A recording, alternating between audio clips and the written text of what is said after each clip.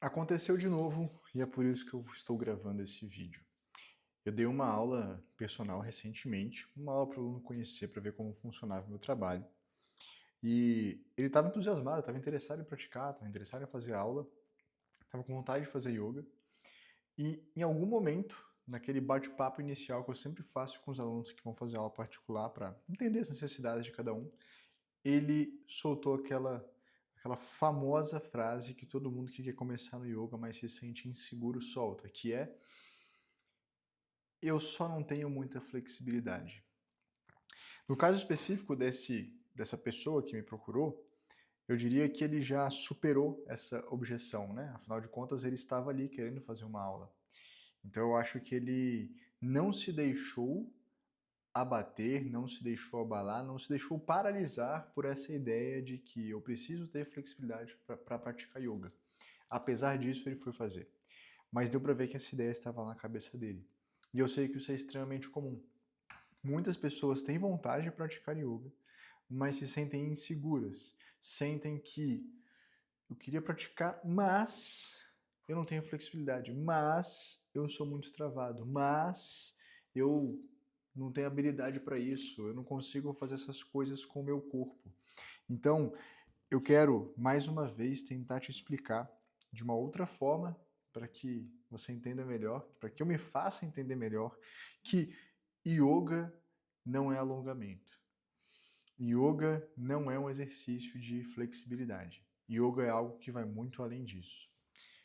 Para tentar fazer você entender essa ideia, vamos primeiro entender a diferença entre fazer yoga e você fazer um exercício qualquer, inclusive um exercício de alongamento, tá? Então, para a gente entender essa diferença, vamos compreender primeiramente o que é asana. Asana é a parte física do yoga, tá? Então, esse termo asana, ele se refere àquela parte da prática de yoga que é a parte das posições, as posições físicas. Então, é o asana que muitas vezes é confundido com exercício, com alongamento, com flexibilidade, com calistenia ou qualquer coisa nesse sentido. E a aparência do asana faz com que você associe ele com exercício. Mas entenda, yoga não é só a parte física. Existem vários outros tipos de técnicas que se compõem para você praticar yoga. Todos os outros tipos de técnica, eles são visivelmente monótonos. Vou te dar um exemplo. Meditação. Pô, fechei o olho, tô aqui sentado, sei lá, fazendo minha meditação com um som, com uma imagem e tudo mais. E você vê de fora e fala, cara, fisicamente isso parece bem bobo, mas lá dentro deve estar acontecendo algo interessante. Se você gosta de meditação, pelo menos, é o que vai passar pela sua cabeça. Agora, quando a pessoa está fazendo asana, que é uma posição muitas vezes desafiadora, muitas vezes pelo menos curiosa, você olha e você não pensa nisso. Você logo julga que, olha só que difícil, eu não consigo fazer isso. Você não pensa que, além dessa estética que você está vendo aqui fora, existe um processo interno. O yoga é 80% mental. O yoga é 80% que acontece da pele para dentro e 20% que você está vendo. Tá? Quando eu digo você está vendo, eu estou falando uma pessoa de fora vendo alguém praticando yoga. A parte externa, a carcaça de uma prática de yoga, ela é só 20% do processo. Então, para a gente tentar diferenciar essa parte física do yoga, que é o asana, de um exercício comum, vamos dizer assim, eu preciso que você entenda o que é asana. E vamos lá, eu vou pegar aqui uma definição de asana do professor De Rose, que é quem sistematizou o Swastika Yoga. Então veja, segundo ele, o yoga ele tem o asana, ele tem 3 pontos principais, tá? Para você dizer que alguma técnica é asana, precisam ser respeitadas essas 3 regras, esses 3 itens que eu vou te explicar aqui. O primeiro deles diz respeito, de fato, à posição física, tá? Então, quando você para fazer asana, Existem critérios de como deve fazer, de como deve ser, melhor dizendo, a posição. Essa posição, essa parte física, ela precisa ser estável, confortável, e esse terceiro ponto é pessoal, sou eu que digo isso, eu digo que precisa ser progressivo. Vamos entender isso daqui? O que quer dizer estável? Quer dizer que você precisa fazer aquela posição, fazer aquela coisa e conquistar a imobilidade naquilo. Vamos supor que você está fazendo um exercício qualquer lá, sei lá, de torção da coluna. Tá? Estou aqui sentado na cadeira, então vá torcer a coluna. Vamos dizer que eu estivesse em asana. Aí você torce a coluna e começa a fazer assim, a mexer, porque as costas estão meio tensas. Nossa, coçou aqui o olho. Deu. Nariz está meio entupido? Deve ser o ar-condicionado? Isso é exatamente o oposto de estável. Então, estável significa faça a posição e fica quieto.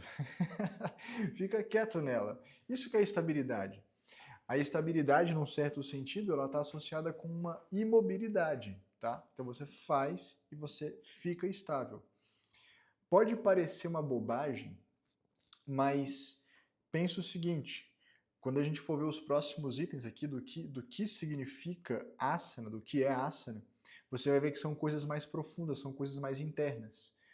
E quanto mais inquieto o seu corpo estiver, mais difícil será você prestar atenção nesses aspectos mais internos. Então, se você... E é por isso também que eu sempre reforço que, perceba, para ser asana, precisa ter conforto, precisa ter um certo bem-estar no que você está fazendo, precisa ter uma certa satisfação.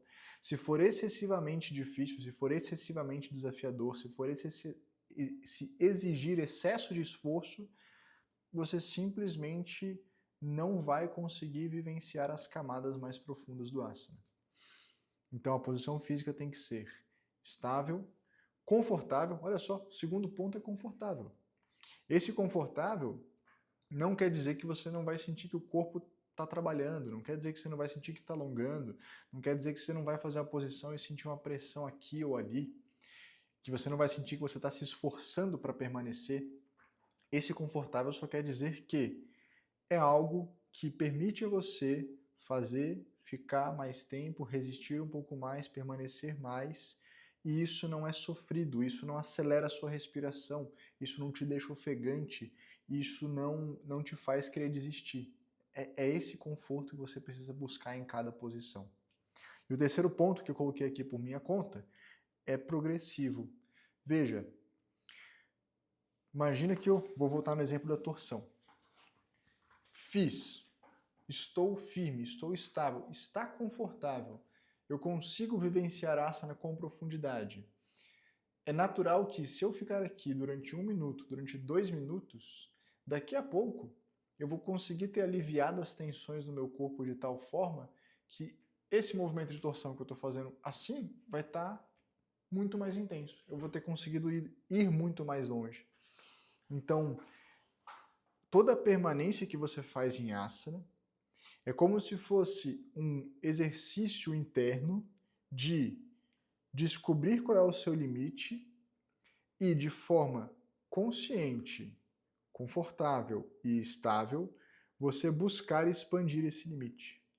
É como se você quisesse ir além dos seus próprios limites, é como se você quisesse fazer esse processo de superação, mas você faz isso respeitando o seu limite, entende? É dentro de uma linha de conforto.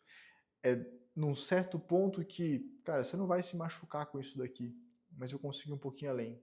Quando a gente leva isso para a vida, eu estou falando de você se esforçar um pouquinho mais no trabalho, mas isso não vai te deixar ansioso, isso não vai te deixar estressado, isso não vai te levar até um burnout. Então, quando você está fazendo asana, você está criando consciência desses limites que você tem, desses limites internos que existem, fazem parte da vida, e pouco a pouco você vai expandindo eles dentro do que é estável, ou seja, sustentável por muito tempo, e dentro do que é confortável, ou seja, não vai te quebrar. Então, asana tem que ser progressivo, tem que ser algo que gradativamente você vai evoluindo. sem pressa. Então, tudo isso, esses 3 pontos, estável, confortável e progressivo, dizem respeito à posição física, ok? Entendida a posição física, a gente vem para o segundo ponto, que é a respiração. A respiração dentro do asana, ela também precisa seguir uma certa lógica. Qual é a lógica? Você vai ver que esses itens eles vão se misturar, tá? Então a respiração tem que ser profunda, consciente e ritmada. São 3 coisas quase que autoexplicativas. Você tem que respirar de forma profunda, não tem como você respirar profundo se você não estiver respirando de forma consciente. E o terceiro item aqui, eu acredito que seria o mais avançado, é colocar ritmo. Quando eu digo de colocar ritmo, eu estou falando de você, de forma consciente, interferir na proporção que a sua respiração tem entre inspiração, retenção com ar, expiração e retenção sem ar. Então, fazer uma respiração com ritmo é você ter a habilidade de olhar para essas 4 fases respiratórias e definir como que você quer respirar. Se eu quero priorizar a inspiração, se eu quero priorizar a expiração, se eu quero priorizar a retenção e assim por diante. Então, dentro do asana, a sua respiração precisa ser profunda, consciente e ritmada. Note, seria muito difícil você respirar de forma profunda, consciente e ritmada se você estiver fazendo uma posição que não seja estável e confortável.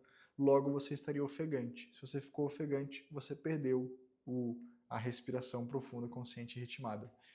Percebe como as 3 coisas aqui elas estão muito conectadas?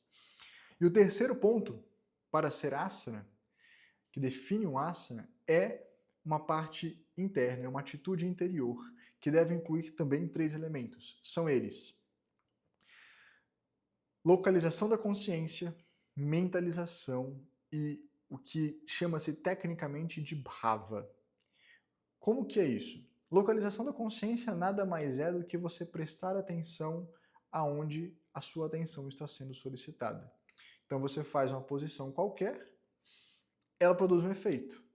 Pode ser um efeito físico, de alongar, de fortalecer, pode ser um efeito mais profundo. Tem asanas que você faz que você sente uma pressão no estômago, na parte lateral do seu abdômen, na parte do intestino, enfim, tem asanas que têm efeitos mais sutis. Então, uma vez que você percebe que o asana tem uma atuação X ou Y no seu corpo, o que você faz? Preste atenção naquilo. Isso é localizar a consciência, tá? O segundo ponto, mentalizar. Uma vez que você localizou a consciência, você deve começar a imaginar os efeitos daquilo que você está sentindo. Tá? Então, pôr a consciência é dar atenção para o que você está sentindo. Mentalizar é começar a criar imagens, dando significado, dando sentido aos efeitos daquilo que você está sentindo. Vou te dar um exemplo. Vamos pegar um exemplo de flexibilidade, já que a gente está falando disso? Flexionei meu tronco aqui para frente, estou levando as mãos em direção aos meus pés. E sinto queimar a parte de trás do meu joelho. E um dia na minha vida eu rompi o ligamento cruzado e isso me dá uma grande insegurança de fazer qualquer movimento. E é exatamente esse ligamento cruzado ali que eu rompi que ele está doendo. Então o que eu faria? Fiz a posição. Senti o joelho, localizo a consciência nele, presta atenção no joelho. Ligamento cruzado ali está doendo, estou sentindo fortemente aquele desconforto que eu sempre senti quando eu fiz qualquer atividade, porque eu não fiz a cirurgia, machuquei, não fiz a cirurgia. O que você faz? Mentaliza. Cara, imagina que uma luz azul claro está envolvendo aquela região, sedando, aliviando essa dor, esse desconforto e promovendo uma regeneração celular, resolvendo a minha lesão, curando o meu tendão que está ali machucado, que gera dor, e etc, etc, etc. Tá? Um exemplo, veio na minha cabeça aqui agora. Então, isso é uma forma de você usar localização da consciência e mentalização. Poderia ser coisas completamente diferentes. Poderia ser ativação de centros de força, os famosos chakras, despertamento de Kundalini e outras coisas mais profundas do yoga. E podem ser coisas vamos pôr entre aspas, utilitárias, como tipo, meu joelho machucado, tá? Poderia imaginar você emagrecendo. Eu quero emagrecer, estou sentindo aqui que essa posição trabalha meu abdômen, vou imaginar eu emagrecendo. Pode ser o que você quiser. A mentalização ela é individual, ela é pessoal. E o terceiro ponto é bhava. Bhava é um termo sânscrito que não tem uma tradução exata. Ele, algo que se aproximaria seria amor, mas não é amor. Bhava seria um sentimento profundo que confere força ao que você está fazendo. Ou seja, você fazer com vontade, com sinceridade, fazer porque você quer, fazer porque você acredita naquilo e fazer dando o seu melhor, tá? É difícil explicar o que é bhava, mas é isso. Perceba, acabamos de definir o que é asana. É uma posição que tem que ser estável, confortável e progressiva. É uma respiração que precisa ser profunda, consciente e ritmada. E é uma atitude interior que deve conter localização da consciência, mentalização e bhava. Quando eu junto esses 3 itens, feitos dessas formas específicas que eu mencionei aqui para você, você está fazendo asana. Consegue perceber, consegue enxergar e visualizar que mesmo o asana, que é uma parte física, ainda continua sendo um processo 80% mental. A maior parte do processo do asana, ele é profundo, ele é interno, ele é para dentro, ele não é para fora. Não é o que você está vendo, mas é o que a pessoa está vivenciando. E uma vez que você entende isso daqui, fica meio que autoexplicativo a diferença entre asana e exercício físico. Poxa, se eu vou lá fazer um agachamento, você pode fazer tudo isso que eu descrevi aqui para você enquanto você faz agachamento? Pode, é possível. Inclusive é muito comum que pessoas que praticam yoga comecem a fazer as coisas no dia a dia com essa mesma atitude, com essa mesma presença, com esse mesmo foco, com essa mesma atenção ao que acontece da pele para dentro. Mas você percebe que nada disso é necessário para que o agachamento seja agachamento? Nada disso é necessário para que a musculação seja musculação? Nada disso é necessário para que a corrida seja corrida? Então, você percebe que conceitualmente, exercício e asana são coisas muito distintas. Exercício é uma coisa lá da educação física, tem todo um critério, vai ter uma respiração que vai melhorar o seu desempenho e etc. Mas todos esses efeitos não, todos esses elementos internos que o asana exige, eles não são pré-requisitos para que um exercício seja exercício. E aqui você vê que existe uma diferença muito grande entre uma coisa e outra, tá? Então, te convido, vou deixar o convite para você fazer um teste. Deixa eu ver se eu demonstro aqui rapidamente. Vou mostrar um asana para você, um asana bem simples. O nome dele é Padahastasana. Vamos ver se... Ó, tô aqui, né? Ó, tô em pé. Dá para me ver em pé. Vou flexionar o meu tronco para frente. Esse daqui é o Padahastasana. Te convido a pegar o seu relógio, soltar aqui 1 minuto e ficar aqui parado, alongando por 1 minuto. E ver até onde você vai, tá? Ver o que você consegue fazer. Depois levanta, marca até onde você foi, a distância que você ficou do chão, tem uma ideia ali do resultado que você teve. E em um outro momento do dia, depois daqui uns 10, 15, 20 minutos, você faz o mesmo teste, permanece o mesmo minuto nessa mesma posição, mas faz do jeito que eu mencionei aqui para você. Respiração consciente, localização da consciência, mentalização, põe o bhava, põe a vontade, visualiza, mentaliza, respira profundo, consciente, ritmado. Como que vai ser o ritmo? Deixe a sua expiração, a fase de expiração, deixe ela mais longa do que todas as outras partes da sua respiração. Respira profundo e solta o ar bem longamente, mais longo que você conseguir. E ao fazer isso, você tenta aliviar as tensões do seu corpo. Não é para tentar alongar mais, é para tentar aliviar as tensões. Permaneça ao mesmo 1 minuto fazendo isso e repare até onde você vai. Com esse teste, eu quero que você tente perceber que, mesmo quando você faz o yoga com esse objetivo, vamos imaginar que você começou a fazer yoga porque você quer ser mais flexível. Não tem nada de errado nisso, tá? Vamos imaginar que você quer isso. Mas mesmo quando você quer um efeito físico que é um efeito, vamos dizer assim, superficial, dentro das possibilidades que o yoga pode te proporcionar, mesmo quando você quer esse efeito, se você fizer o asana, o yoga, toda a sua prática com esse 80% mental, você vai ver que até o efeito no físico, ele é mais intenso, ele é mais forte, ele é mais poderoso. E óbvio que esse efeito vai se tornar ainda melhor quando você tiver o efeito cumulativo. O que é efeito cumulativo? É você não fazer só esse 1 minuto hoje, mas é você fazer isso, esse 1 minuto, com esse foco, com essa presença, com essa atenção, todos os dias. Quando você repetir isso todos os dias, durante 1 ano, o efeito vai ser gigantesco. Por isso que eu sempre digo, a sua maior preocupação em relação a yoga, se você gosta de yoga, se você quer praticar yoga, a sua maior preocupação deveria ser como construir disciplina. Porque é fazendo com constância, com frequência, com dedicação, com disciplina, é assim que você vai conseguir ter os melhores resultados possíveis com a prática. Inclusive, se você quiser a minha ajuda, o meu acompanhamento, o meu método para você colocar o yoga na sua rotina e colher esses efeitos excelentes que o yoga pode promover, te convido a conhecer o Projeto Sattva, que estará no link aqui embaixo na descrição desse vídeo. Espero que esse vídeo tenha sido esclarecedor para que você entenda que yoga não é alongamento. Mas, sim, yoga vai te ajudar a ser uma pessoa mais alongada, mais flexível. Não só fisicamente, mas também mentalmente, tá? Porque o processo ele é 80% mental. Espero que depois de ver esse vídeo, você jamais diga para você mesmo que não vai praticar yoga porque você não tem flexibilidade para isso. Espero de verdade que essa não seja mais a sua desculpa. Vai ter que arranjar outra. A gente se vê no próximo vídeo. Um grande abraço e até lá.